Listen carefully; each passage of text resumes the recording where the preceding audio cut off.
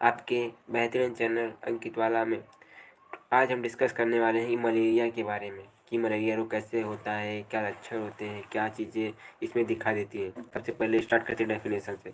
Malaria is caused by A parasite which is transmitted with bytes of infected mosquito. ठीक, इसका बोल रहा है कि जो मलेरिया रोग है वो पैरासाइट के द्वारा, पैरासाइट के जो प्लाज्मोडियम होता है उसके द्वारा होता है। ट्रांसमिटेड बाइट्स और इन्फेक्टेड मॉस्किटो, जो वो मच्छर होते हैं उनके काटने से ये रोग फैलता है। Only Anopheles mosquitoes can transmit malaria and they must have been infected through a previous blood meal taken on an infected person। जो एनाफिलेस मॉस्किटो होता है सिर्फ यही कर सकता है जो कि मलेरिया फैला सकता है, क्योंकि अगर अगर कोई व्यक्ति पर्सन अगर इन्फेक्टेड है, अगर उससे ब्लड चूसता है, ये इनहेल करता है बॉडी में, फिर मलेरिया रोग आसानी से फैल सकता है दूसरे इन्फेक्टेड पर्सन है।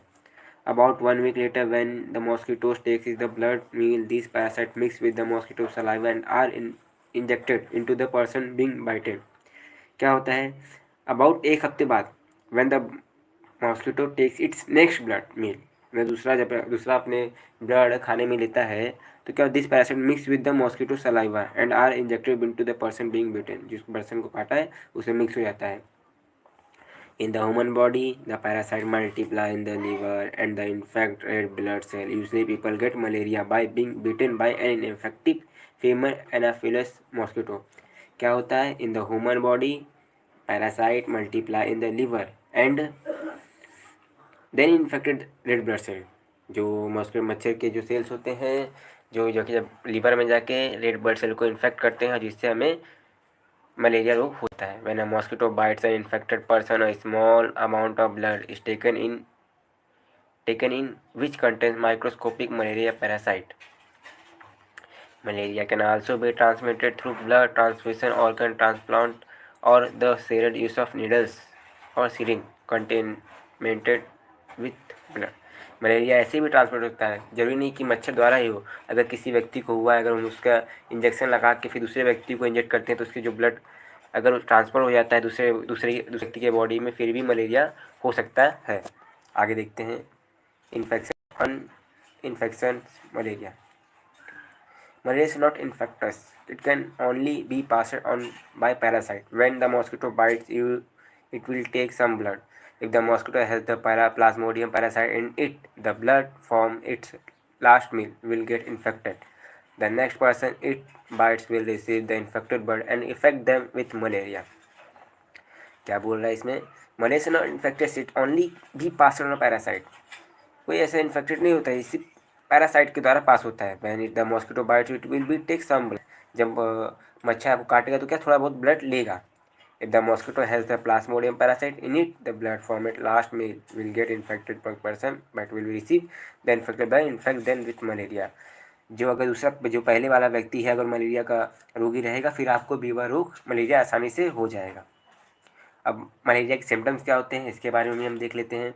Symptoms of malaria, central headache मतलब सर दर्द करेगा, चील्स होगा, स्वेटिंग होगा, रेस्पिरेटरी ड्राई कफ हो जाएगा, इनलार्जमेंट हो जाएगा, स्टमक नौसिया हो जाएगा, वोमिटिंग हो जाएगा, बैक पेन करेगा, मस्कुलर फैटिग पेन करेगा। मतलब क्या होगा इसमें, फीवर हो जाएगा, बुखार हो जाएगा, ठंड लगने लगेगी। ये सब क्या है, मलेरिया के लक्षण है। आगे देखते हैं क्या बोल रहे हैं। सिम्टम्स ऑफ मलेरिया में include fever, chills, vomiting, diarrhoea, cough, stomach pain and muscular aches and weakness. In infected with the malaria parasite, Plasmodium result in the most severe form of malaria and it left untreated it can cause serious illness like seizures, mental confusion, kidney failure, coma and death। अब क्या बोला है, in infected with the malaria parasite, Plasmodium result in the most severe form of malaria and it left untreated it can cause severe। मतलब इससे बहुत सारी बीमारी हो सकती हैं। मेंटल कन्फ्यूजन होता है, किडनी फेलियर के हमारी किडनी खराब होता है, कोमा भी आ सकता है और डेथ भी हो सकती है। व्हाट कॉज मलेरिया, मलेरिया क्या कॉज करता है। Human develops malaria when infected with one of 4 protozoa from Plasmodium. अब protozoa is single celled organism, Plasmodium is scientific name parasite. जो प्लाज्मोडियम है इसका जो साइंटिफिक नेम है पैरासाइट है और यह प्रोटोजोआ फैमिली से बिलोंग करता है। ये सिंगल सेलेड ऑर्गेनिज्म होता है। आगे देखते हैं, इस मलेरिया स्प्रेड बाय वेक्टर्स। क्या मलेरिया किसी वेक्टर के द्वारा भी फैलता है? मलेरिया स्प्रेड बाय वेक्टर्स, मतलब यह वेक्टर के थ्रू एक जगह से दूसरी जगह फैल सकता है। A vector is a carrier in malaria mosquito serve as the vector that carries the transfer the infectious agent plasmodium injecting with a bite. क्या करता है? जो एजेंट होता है प्लाज्मोडियम को करता है दूसरे के काटने के इंजेक्ट करता है, दूसरे की बॉडी में इंजेक्ट करता है, ब्लड इंजेक्ट करता है। How can malaria be treated? Malaria is treated with a class of drugs called anti-malaria. Anti-malaria drugs are designed to attack the parasite that cause malaria, preventing them from spreading while also killing them off so they can't continue causing infection. ठीक है, आगे देखते हैं क्या है हमारे पास। How can malaria prevented? Malaria से बचा कैसे सकता है? Malaria can be treated by be aware the places that are malaria risk zone. हमें वैसी जगह पे नहीं जाना चाहिए जहाँ पे मलेरिया का रिस्क ज़्यादा है, जहाँ वो जोन में है, मतलब जहाँ पे उनकी आबादी ज़्यादा है। The main symptom and how long it takes for symptoms to start. इफ prescribed, take anti-malarial medicine strictly as directed. Anti-malarial medicine are not 100%. Immediately see a doctor and seek treatment if fever develops after entering a malaria risk zone and up to 3 months after leaving the area. अगर आपको तुरंत आप doctor से मिली है, जो भी आपके treatment है, डेप फीवर हो रहा है after entering malaria risk zone, तो आप डॉक्टर से मिलकर उसके बारे में या 3 मंथ लीव करते फिर भी आप उसको चेक करा सकते हैं। Thank you very much guys. अब नेक्स्ट वीडियो में मिलते हैं थायराइड के बारे में। Thank you very much, all the best. पढ़ते रहिए और चैनल को सब्सक्राइब कीजिए, लाइक कीजिए, कमेंट कीजिए। Thank you very much.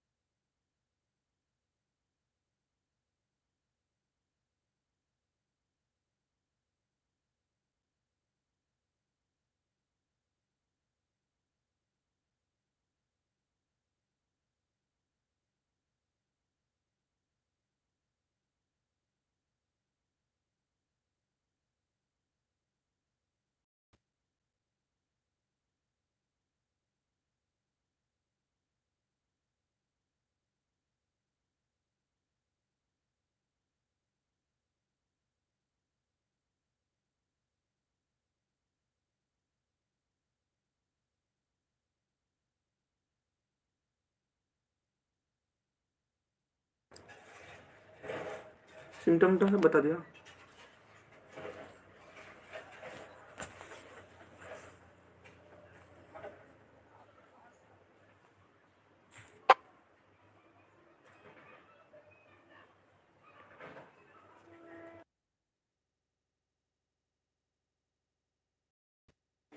Hello दोस्तों, let's start our new topic, thyroid fever. क्या होता है थायराइड फीवर? डेफिनेशन क्या है इसकी, पहले जान लेते हैं। An acute illness with fever caused by infection with the salmonella typhi bacteria contracted from contaminated water and food, also called enteric fever, bilious fever and yellow jack. आगे देख क्या रहा है वेट, आप 2 मिनट वेट कर लीजिए। क्या है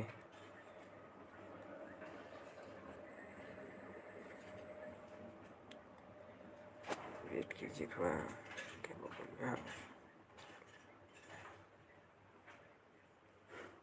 हाँ ठीक है, हम आगे हम स्टार्ट करते हैं आपका डेफिनेशन से। Thyroid fever an acute illness with fever caused by infection with the Salmonella typhi bacteria contracted for contaminated water and food, also called enteric fever, bilous and fever, yellow jock.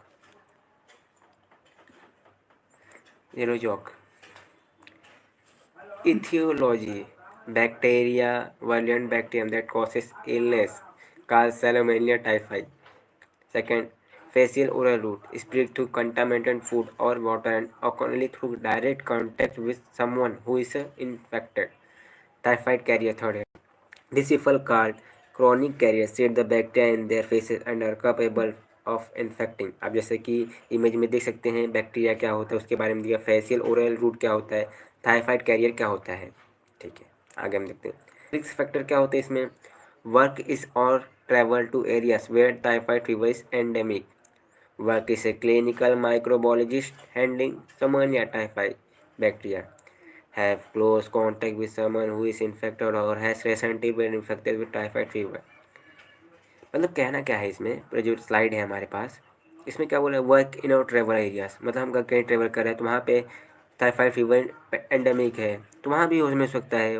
Work as clean microbial handling salmonella typhoid bacteria, इससे भी हो सकता है हमें। Have close contact with someone who is infected और has recently been infected with typhoid, कोई infected person उसके भी कॉन्टेक्ट में आते हैं, फिर भी हमें हो सकता है कि हमें टाइफाइड हो जाए। have an immune system weakened by medicine such as chronic disease such as HIV AIDS। अगर हमारा इम्यून सिस्टम वीक है फिर भी हमें यह टाइफाइड रोग हो सकता है। Drink water contaminated by sewage that contain S typhoid. Clinical manifestation first week, क्या करना है फर्स्ट वीक में उसके बारे में भी हम देख लेते हैं। फर्स्ट वीक में क्या क्या हो जाएगा। Fever often as high as 39 degree Celsius से 40 डिग्री सेल्सियस फीवर रहेगा। पुअर एपेटाइट रहे, खाने में वो नहीं रहेगा। डायरिया हो जाएगा, रैश होएगा, एब्डोमिनल पेन होएगा, हेडेच होएगा, वीकनेस एंड फैटिग होगा। ये आपको फर्स्ट वीक में आपको अगर टाइफाइड होगा तो इसके लक्षण दिखाई देने लगेंगे। ठीक है, आगे बोला क्लिनिकल मैनिफेस्टेशन कांड। सेकेंड वीक में क्या होगा, आप कंटिन्यूइंग हाई फीवर, बहुत ज़्यादा बुखार हो जाएगा, कंटिन्यू रहेगा ये। एक्सट्रीमली डिस्टेंड अब्डोमिनल, मतलब पेट बहुत ज़्यादा हो जाएगा। डायरिया और सर्व कॉन्स्टिपेशन, वेट लॉस होने लगेगा आपका। अगर ऐसे लक्षण दिखाए थे तो आप तुरंत ही अपने डॉक्टर से संपर्क करेंगे as soon as. Third week में क्या होगा, इंस्टेशनल ब्लीडिंग होगा, लियो मोशन लेस एंड एक्सिट होगा, थकावट सी महसूस होगी, जैसा कि आप वीडियो में स्लाइड में देख सकते हैं। Pneumonia typhi contact from contaminated water and food ingested by human. The typhi survives the acidity of the stomach. It will invade the pairs patches of the intestinal wall. The bacteria is within the macrophages and survives. Bacteria speed with the lymphicles while inside the macrophages। ठीक है, आगे क्या है। Pathology pathology patho पैथोसाइकोलॉजी का count as to रेक्टोमिनल system, liver, spleen, gallbladder and bone marrow. क्या क्या देखने को, system liver, spleen, gallbladder and bone marrow में। First week elevation of the body temperature, जो पहले वीक में आपका बॉडी टेम्परेचर हाई होने लगेगा। सेकंड वीक में क्या, अब्डोमिनल पेन होगा, स्प्लीन होगा, इलाजमेंट जो पहले बताया मैंने। थर्ड वीक में क्या, necrosis of the Peyer's patches होंगे, बॉडी पैचेस आने लगेंगे। Leads to perforation, bleeding and left untreated death is imminent, मौत भी हो सकती है आपको इससे। ठीक है, आगे देखते हैं क्या है। Diagnostic test, blood culture CS, a blood culture during the first week can show S typhoid bacteria. अगर जो फर्स्ट वीक में करेगा तो क्या है, एस टाइफाइड बैक्टीरिया आपको दिखाई देगा। Complete blood count CBC, and a blood complete blood count CBC will show a high number of white blood cell, मतलब बहुत ज़्यादा आपको ब्लड वाइट ब्लड सेल देखने को मिलेंगे। Diagnostic test count, stool CS, stool culture may be positive for S. typhi several days after injection the bacteria. Vital test whereby bacteria causing typhoid fever mixed with serum contain specific antibodies obtained from an infected individual। Treatment क्या है इसका ये भी देख लेते हैं। Brand name सिप्रोसेप्रोक्सिन, class of क्यूनो एंटीबायोटिक USEF से। This medicine is used treat to variety of bacterial infection. Routes क्या है इसके, पर ओरल डोसेज, ऑर्डल 500 mg orally every 12 hours for 10 days. Side effect, nausea, vomiting, dizziness, blurred, vision, फीजिंग, nervous, sleep problem. मतलब इसमें जो effect भी होंगे, उल्टी होगी आपको, सोने में प्रॉब्लम होगी, नर्वस सिस्टम में कोई दिक्कत होगा, ऐसा आपको देखने को मिल सकता है। ट्रीटमेंट कौन, ब्रांड नेम रोक्सोपिन ceftriaxone, group drugs, separate antibiotic usage, it work by fighting bacteria in body. क्या करता है, बैक्टीरिया से फाइट करता है आपके बॉडी में। रूट क्या है, कैसे लेना है, इसके डोसेज कैसा है, इंटरवेंस होता है पेडोट्रिक 75 to 80 mg kg IV 1 per day for 15 to 14 5 से 14 दिन तक देना है। ऑर्डर के 2 IV every 24 hour. Side effect क्या है, mild diarrhoea, mild pain, swelling, nausea, vomiting, आपको उल्टी होगी, दर्द होगा बॉडी में, ये सब इसके लक्षण रहेंगे। थैंक यू दोस्तों, टाइफाइड भी आपका यहाँ पे ओवर हो गया। हमने जान लिया कि कैसे ट्रीटमेंट करना है, उसका साइड इफेक्ट क्या होते हैं, किसके द्वारा होता है। Thank you very much. हम अपने नेक्स्ट स्लाइड की ओर बढ़ते हैं आगे। हमारा नेक्स्ट स्लाइड क्या रहेगा, देखते हैं जितनी जल्दी हो सके।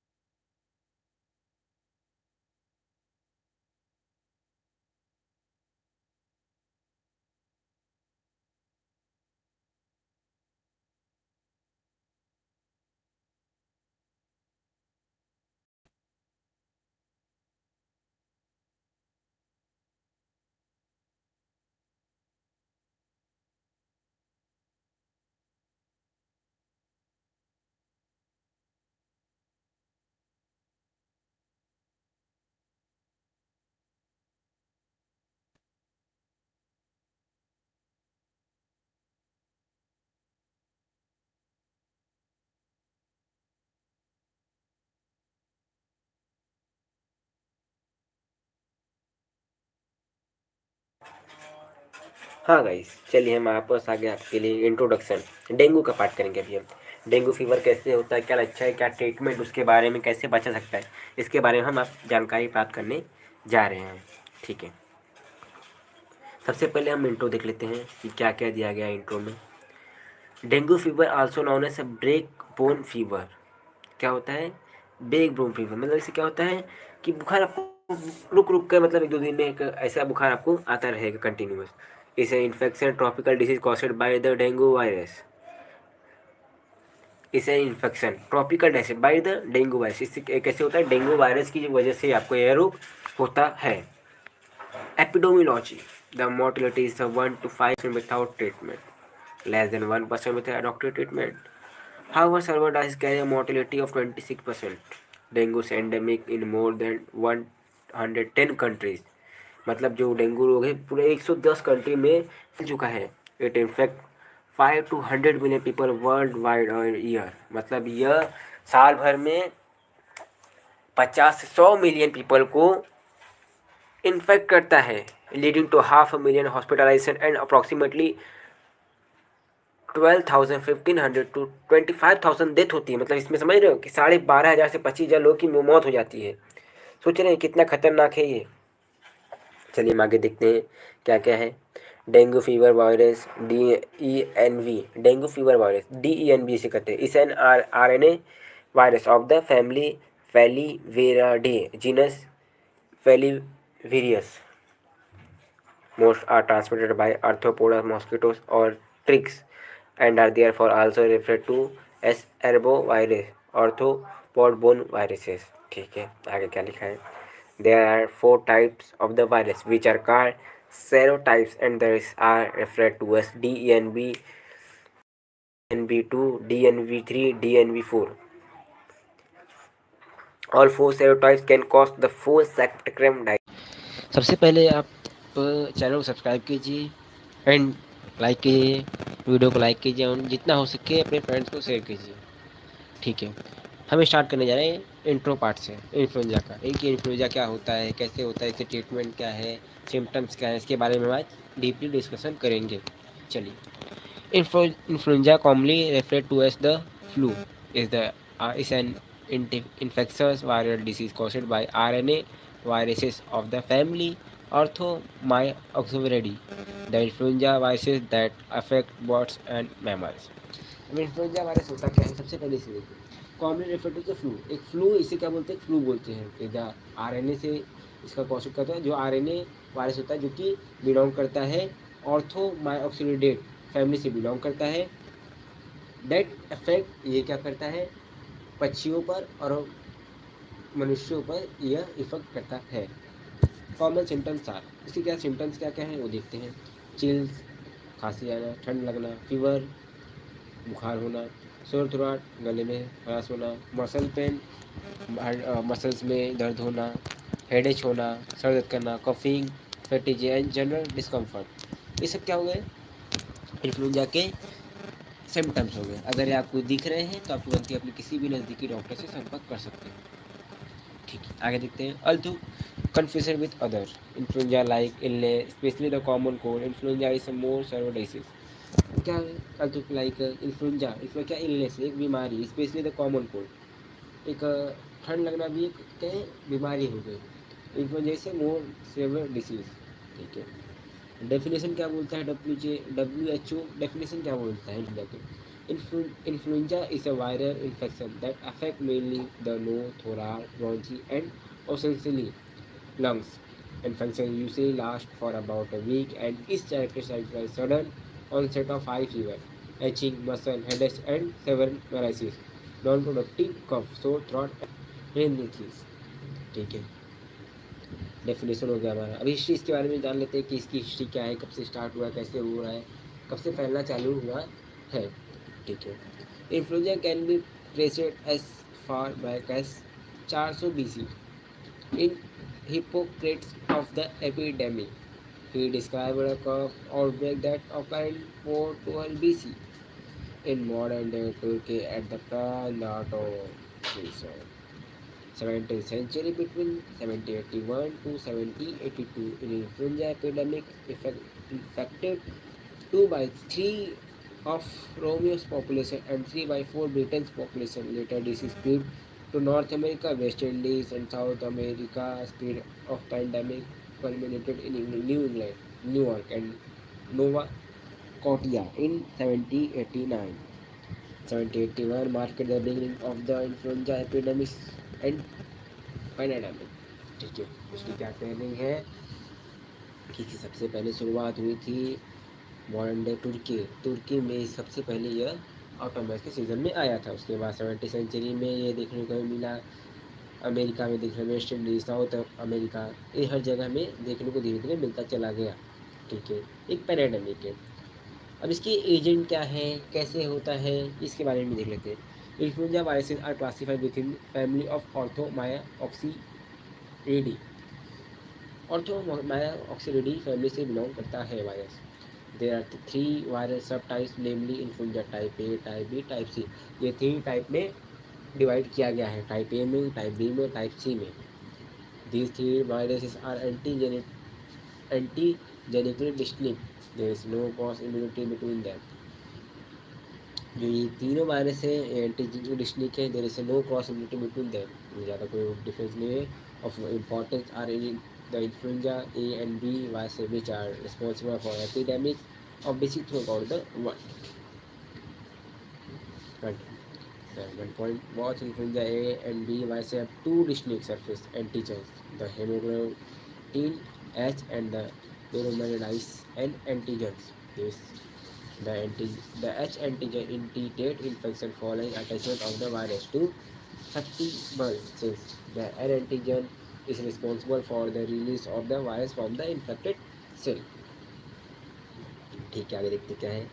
The influenza virus is unique among the viruses because it is a frequently subject virus to antigenic variation, both major and minor. When there is sudden, complete or major change, it is called a shift. And when the antigenic change is gradually over a period of time, it is called a drift. किसे कहते हैं? When there is a sudden, complete or major change, अगर थोड़ा सा change हुआ है, पूरा change हुआ है, it is called a shift. And when the antigenic change is gradual over a period of time, it is called a drift. Okay. Structure of viral, इसके structure क्या है, अब इसके सबसे पहले इसके ऊपर देख सकते हैं गोले पार्ट में एच ए हेमोग्लोबिन, इसके बाद ऊपर जो कलर लेस है वाइट कलर का है, न्यू N A neuraminidase helical nucleotide RNA plus N anti protein भी है, इसके लिपिड बाय लेयर है, मेम्ब्रेन है, पॉलीमराइज है, कॉम्प्लेक्स है, M1 प्रोटीन है, इसका स्ट्रक्चर है। अब ये ध्यान से देखिए, नीट में इस पर एक क्वेश्चन भी आता है 4 नंबर के लिए। Reservoir of infection. It has become increasingly evident that a major reason risk of influenza while exist in animals and birds. क्या होता है, एग्जिट करता है सिर्फ एनिमल्स एंड बर्ड्स में, सिर्फ एग्जिट दिखाई देता है। Mainly influenza virus have been isolated from widely variety of animals and birds, example swine, horse, dog, cod, domestic, poultry, wild birds etcetera. जैसे जानवर में इन्फ्लुएंजा दिखाई देता है। सोर्स ऑफ इन्फेक्शन, सोर्स क्या है, कैसे इन्फेक्शन होता है, इसको भी देख लेते हैं। The source of infection usually is a case or subclinical case during epidemic, large number of mild and asymptomatic infection occur which play an important role in the spread of infection. The secretion of respiratory tract are infective. ठीक है, period of infectivity, the virus is present in the nasopharynx a couple of days before and a couple of days after the onset of symptoms। तो क्या होता है, nasopharynx में present रहता है virus, उसके बाद हमें एक दिन बाद या कपल ऑफ 2 दिन बाद 3 दिन बाद हमें इसके लक्षण दिखाई देने, सिम्टम दिखाई देने लगते हैं। एज एंड सेक्स, इन्फ्लुएंजा की एज क्या हुई, कैसे ये जनरेट करते हैं दूसरे को, इसके बारे में हम देख लेते हैं। मतलब क्या कैसे, किस एज में और कैसे होता है, इसके बारे में देख लेते हैं। Influenza affect all age, both sexes. In general, the attack rate is lower among adult children, constitute an important link in the transmission chain। क्या करता है, इन्फ्लुएंजा अफेक्ट करता है ऑल एजेस एंड पीपल्स, मतलब जो सभी एजेस के, छोटा हो या बड़ा हो, ये सब पे इफेक्ट करता है। यह लड़की हो या लड़का हो, इस पर भी सब पे यह दिखाई देता है। In general the attack rate is lower among adult. क्या होता है, जो बड़ों में इसका जो अटैक होता है बहुत कम होता है, दिखाया गया है। तो children constitute an important link to transmission chain, जो बच्चे हैं उनसे यह ट्रांसमिशन चेन बहुत ज़्यादा मोस्टली होती है। The highest mortality rate during an epidemic occurs among certain high risk groups in the population such as old people generally over 65 years age। जो 65 साल के ऊपर के व्यक्ति होते हैं, वृद्ध होते हैं, उन पे ये ज़्यादा करके अटैक करते दिखाई भी देता है। In fact under 18 month a person diabetes और chronic heart disease kidney respective element, जिसको कुछ रोग भी हुआ है, जैसे कि डायबिटीज़ हो गया, क्रॉनिक हार्ट डिसीज हो गया, किडनी का प्रॉब्लम हो गया, रिस्पेक्टिव एलिमेंट्स में कुछ हो गया, तो उनको भी यह हमें देखने को मिल जाता है कि उन्हें भी इन्फ्लुएंजा नॉर्मली दिखाई देगा कि उन्हें हुआ है। ठीक है। Hormone mobility. This is an important factor in the speed of the infection. Immunity. Immunity antibodies appear in about 7 days after an attack and reach a maximum level in about 2 weeks. After about 8 to 12 months, antibody level drop per pre-infection level. The antibody to H neutralize the virus while the antibody to N modifies the infection. आगे देख लेते हैं environmental factors of influenza. Season. The seasonal incidence striking epidemic usually occurs in the winter months in the northern hemisphere. In India, however, epidemics have often occurred in summer. Overcrowding enhances transmission of the infection. The attack rates are high in close population group, example school, institute, ships, etc. Signs and symptoms. Symptoms begin 1 to 4 days after infection. The following symptoms of the flu can vary depending on the type of virus, a person's age, and overall health. Sudden onset of chills and fever, ISO 101 and 103 Fahrenheit, sore throat, dry cough, fatigue, malaise, terrible muscles, headache, diarrhea, dizziness। ऐसे क्या symptoms है, sign है कि हमें पता चल जाए कि हमें इन्फ्लुएंजा हुआ है। रैपिड इन्फ्लुएंजा टेस्ट, मतलब पता चल जाए कि इन्फ्लुएंजा हुआ है। This test are 70% occurable accurate for determining that if patient has been infected with the influenza virus and 90% accurate for determining the type of influenza pathogen. Example of rapid influenza test: direct antigen, flu A antigen, flu A plus B, flu OIA, quick view, and just flu. Rapid influenza test provide result in 24 hours and can be performed in the physician office. Virus and influenza B viruses, दोनों में difference क्या है, influenza ए में और B में क्या difference, उसके बारे में भी हम देख लेते हैं। मेटाडाइन, rimantadine, zanamivir, influenza A, influenza A and B. इसमें क्या होता है, सिविल इन्फ्लुएंजा होता है, ओरल होता है 1 साल की ईयर में होता है। रामेटाडाइन ओरल होता है 24 ईयर, ओरल इनहेलेशन 7 साल की एज तक। ठीक है, आगे देख लेते हैं एंटी वायरल ड्रग्स। क्या होता है, एंटी वायरल ड्रग्स के बारे में भी हम देख लेते हैं। And all antiviral drugs inhibit viral replication, but they act in different ways to achieve these drugs that are effective against influenza. Viruses amantadine and amantadine drugs that are effective against influenza. Viruses are influenza B viruses, Janavir and Oseltamivir। आप ध्यान से देख सकते हैं कि chart बना है, इसको इंट्रोडक्शन का पार्ट भी हम देख लेते हैं अभी। उसके बाद जो भी 5 वीडियो हैं उसको हम कंबाइन करके एक साथ फिर से डाल देंगे, तो आप आसानी से 5 डिसीज़ के बारे में एक साथ आप पढ़ सकते हैं। चलिए हम स्टार्ट करते हैं अपना intro part. Cholera is an bacterial illness caused by infection of the intestine with the bacteria Vibrio cholerae. Cholera is an infective disease that causes severe watery diarrhea which can lead to dehydration and even death if untreated। क्या है, क्या बोला जा रहा है introduction part में, क्लोरेस acute diarrhoea illness, क्योंकि इसकी कोड क्या होता है, इंटेस्टाइनियल, मतलब पेट में इसमें कारण पेन स्टार्ट हो जाता है। Cholera infection disease that causes away water diarrhoea हो जाता है, which can lead to dehydration and death. इससे क्या होता है, डिहाइड्रेशन हो सकता है आपको, इससे आपकी मृत्यु भी हो सकती है। इंसिडेंस क्या है जिसके वजह से cholera has become an increasing public health concern around the world. It kills an estimated 95,000 people each year and infected 2.9 million more.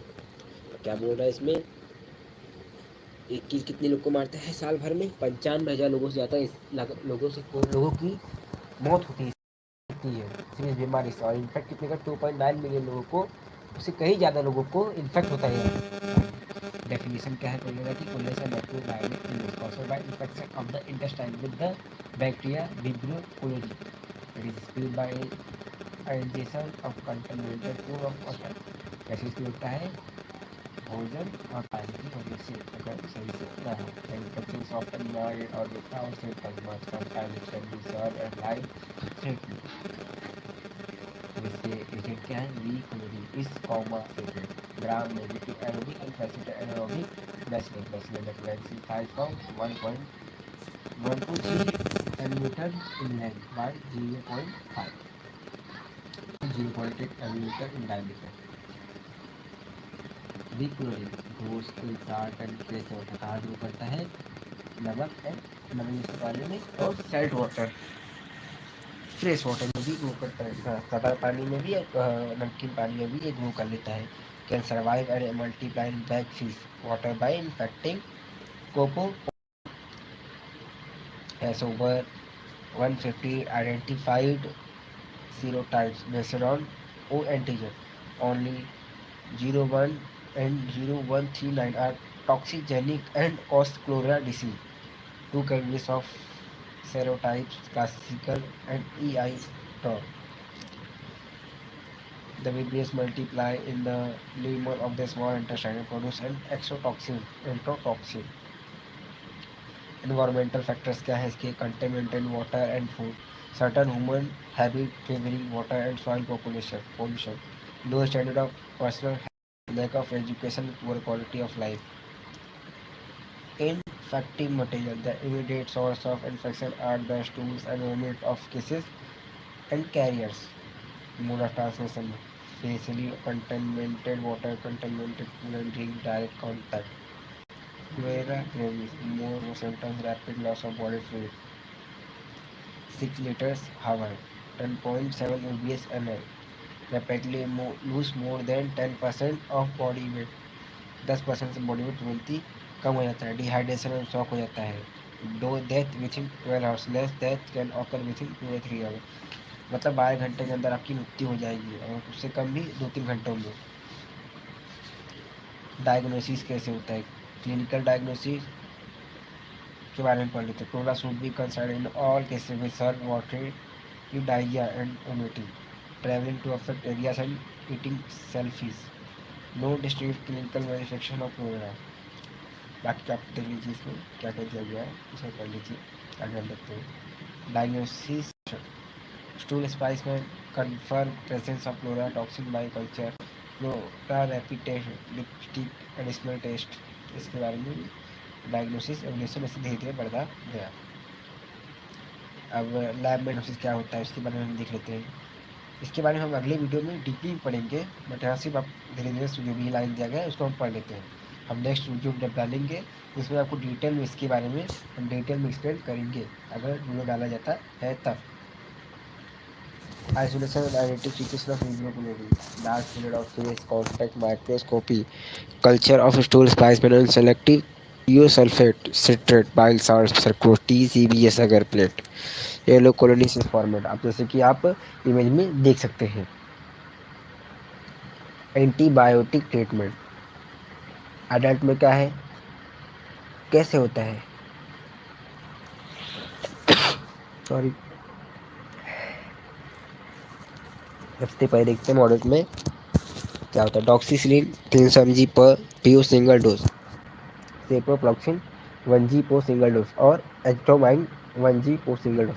अगर नौजवान व्यक्ति में अगर ये हो गया, इसके लिए ये हम दवाइयाँ खा सकते हैं।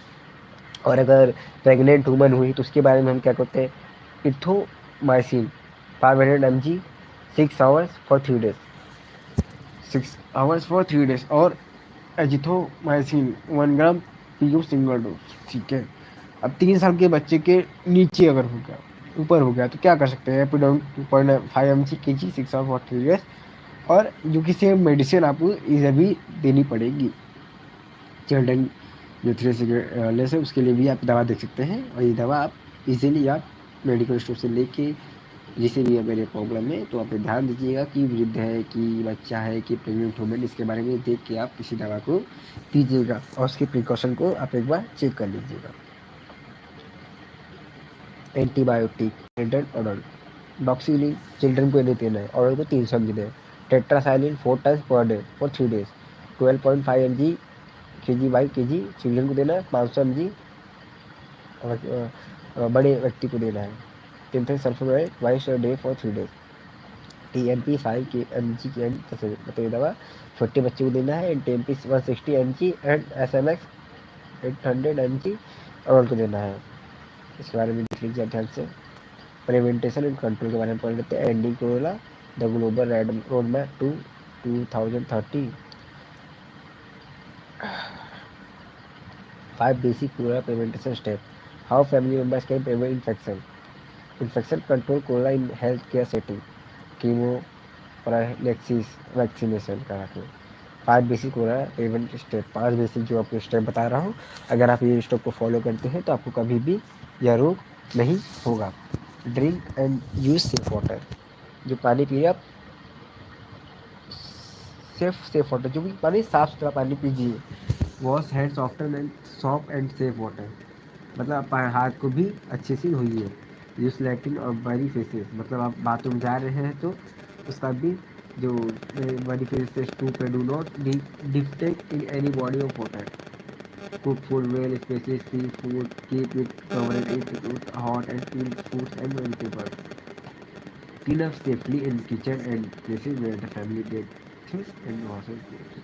आप क्लीन और सेफ्टी रखिए किचन है जहाँ पे आपके कपड़े कचाए जाते हैं, आप जहाँ नहाते हैं। आज हमारा लेक्चर खत्म होता है। अब बाकी आपको चैनल से आप जुड़े रहिए, हमारे लिए वीडियो का वेट कीजिए। हम जरूर ही आपके लिए और भी डिजीज़ के बारे में जानकारी आपको देंगे। चैनल को सब्सक्राइब कीजिए, लाइक कीजिए और बेल आइकन को क्लिक कीजिए। और आप लोग डिसलाइक करते हैं तो आपसे अच्छा, मेरे से अच्छा कोई नहीं होगा, क्योंकि आप अच्छे हैं। डिसलाइक करें तो मुझे मालूम पड़ेगा कि मेरी क्या कमियां हैं। जो भी आप कमेंट मुझे बता सकते हैं। Goodbye, thank you so much, whenever you watching. Good night, good morning, good evening, bye दोस्तों। नेक्स्ट लेक्चर मिलते हैं।